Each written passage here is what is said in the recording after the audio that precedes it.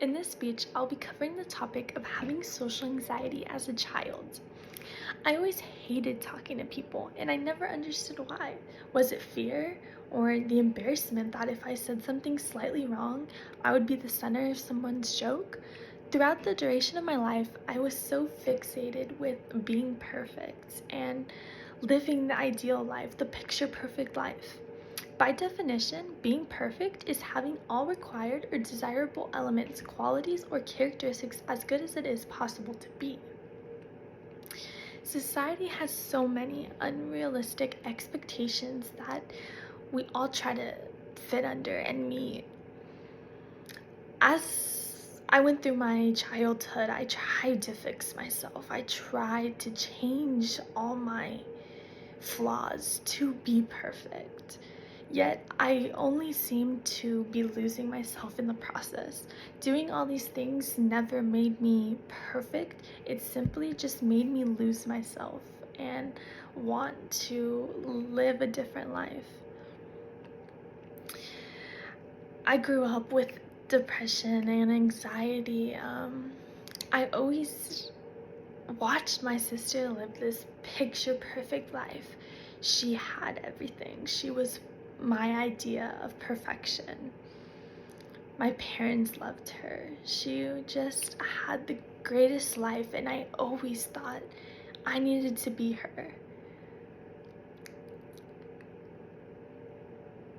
Yet, if she was my sister, why was I the furthest thing away from perfection or my idea of what perfection was at that time? Going to school and having a unique name was very hard for somebody like me who had social anxiety.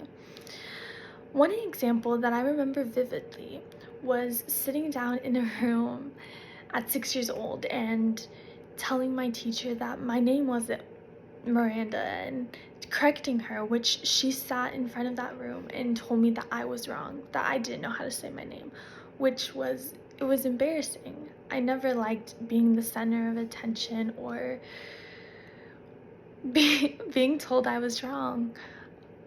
But sitting in that room changed my life forever. It changed my view. It made me fear going to school or going to any events, anywhere in public. I never wanted to make new friends or talk to people. It's so silly to look back and think that something that small changed my life so drastically. I always think, if that incident didn't occur, would I still have this fear? Would this fear still live with me today as much as it does? If I can go back in time and sit in that room with my 6-year-old self, I would tell her that it's okay. It's okay to be unique. It's okay to be different. It's okay to sit in a room and feel that embarrassment, because ultimately, those things shouldn't matter as you grow up. Those things aren't gonna matter past the embarrassment point. It may be embarrassing for a little bit of time, but embarrassing is what helps you learn. And that is something that I wish I knew as a child. Growing up with social anxiety is okay, but you should never fear to be yourself.